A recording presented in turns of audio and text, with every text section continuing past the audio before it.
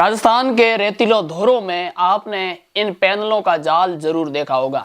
क्या आपके मन में ये सवाल आया है कि आखिर ये पैनल क्या है और क्या राजस्थान और भारत सरकार या समूचा विश्व जिसे सस्टेनेबल डेवलपमेंट कह रहा है वो वाकई सस्टेनेबल है या नहीं? आइए जानने की कोशिश करते हैं आज के इस एपिसोड में। नमस्कार, मेरा नाम है अर्जुन देवासी और आप देख रहे हैं द मारवाड़ शो। राजस्थान में आपने देखा होगा कि दुनिया का सबसे बड़ा सोलर प्लांट भी है जिसको भडला सोलर प्लांट कहा जाता है।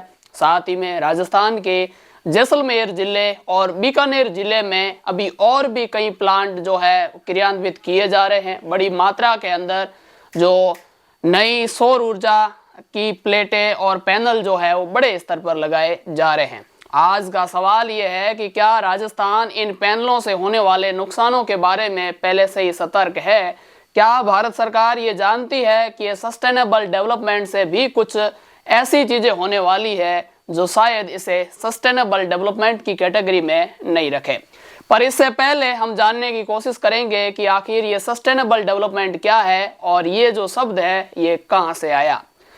तो सबसे पहले इसके लिए हमें चलना होगा 2015 के अंदर, जहां पर मीटिंग होती है कोप की, और उस कोप की बैठक के दौरान दुनिया के जितने भी नेता वहां पर शामिल थे उनके मन में एक सवाल आता है कि हमने अब तक बहुत सारी फैक्ट्रियां खोली, बहुत सारा धुआं किया, बहुत सारी ऐसी चीजें छोड़ी, लेकिन अगर इसी तरीके से ये चीजें हम छोड़ते रहे तो एक दिन इस पृथ्वी पर मानव समुदाय का रहना मुश्किल हो सकता है।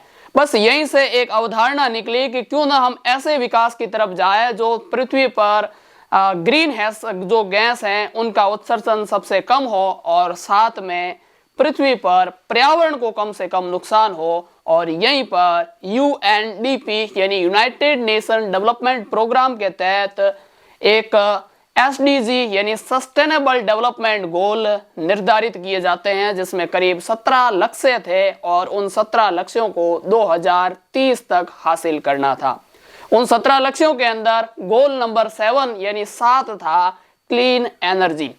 अब सवाल ये उठता है कि सरकारें क्लीन एनर्जी लाएगी कहां से? क्लीन एनर्जी लाने के लिए हमें कुछ ऐसे विकल्प तलाशने पड़ेंगे जिन विकल्पों में कम से कम पर्यावरण को नुकसान होता हो और वो जलने के बाद में, एनर्जी पैदा करने के बाद में कम से कम जो नुकसानदायक पदार्थ हो वो छोड़ते हो।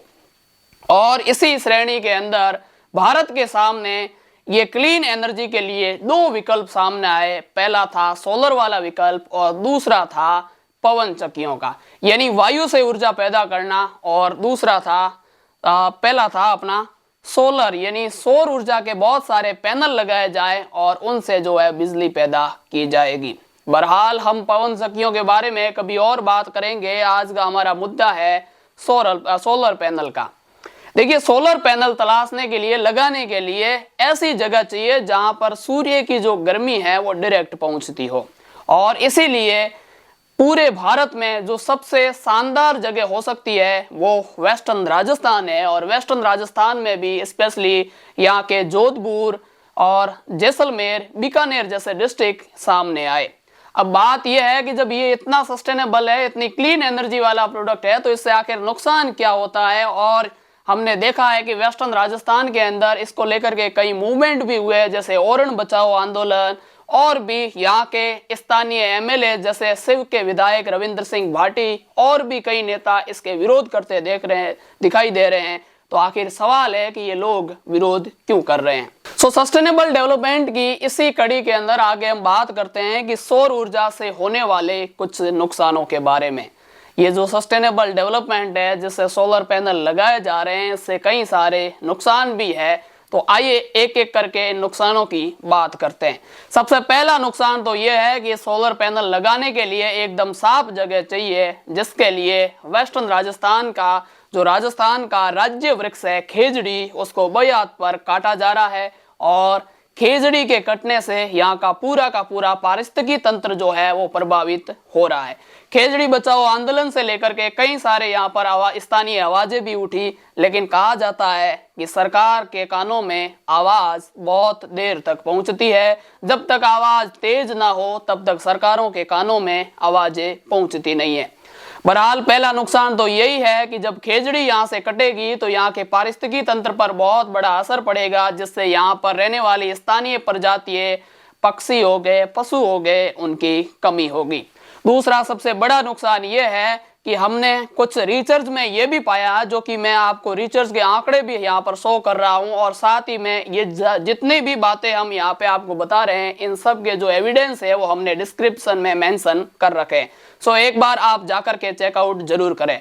बहरहाल हम बात करते हैं तापमान की, तो हमने ऐसा पाया है कि 5% से लगा करके 7% डिग्री जो सेल्सियस तापमान है वो यहाँ पर हमें बढ़ोतरी देखने को मिली है।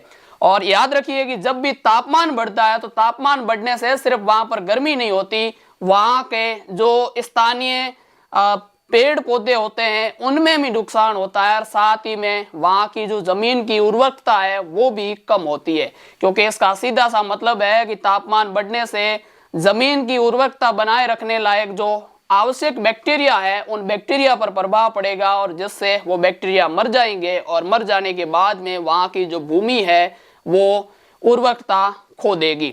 तीसरी सबसे बड़ी समस्या ये है यहाँ पर जल संकट। वैसे भी हम बात करते हैं वेस्टर्न राजस्थान के अंदर जल की सबसे बड़ी कमी है। आपने देखा होगा कि आज भी वेस्टर्न राजस्थान के अंदर ऐसे कई गांव हैं, स्पेशली जैसलमेर और बाड़मेर और बीकानेर की बात की जाए, वहां पर पानी के लिए आज भी कई किलोमीटर पैदल महिलाएं चल करके पानी लाती है, ऊंटों पर पानी लाया जाता है।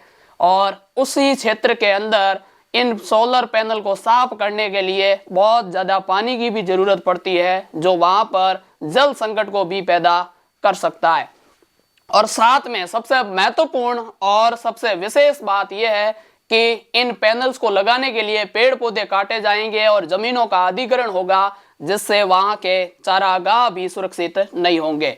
बहरहाल इन चारागाहों पे और ओरण पे क्या प्रभाव पड़ेगा, इसके लिए हमने एक सेपरेट से वीडियो बनाई है जो बहुत जल्द रिलीज होने वाली है। सो आप उसको जल्द इस चैनल पे आपको वो मिल जाएगी, इसलिए आप उसको जाकर के देख सकते हैं। आपको पता चल जाएगा कि ओरण और जो चारागाह है उस पर इसका क्या प्रभाव पड़ा है।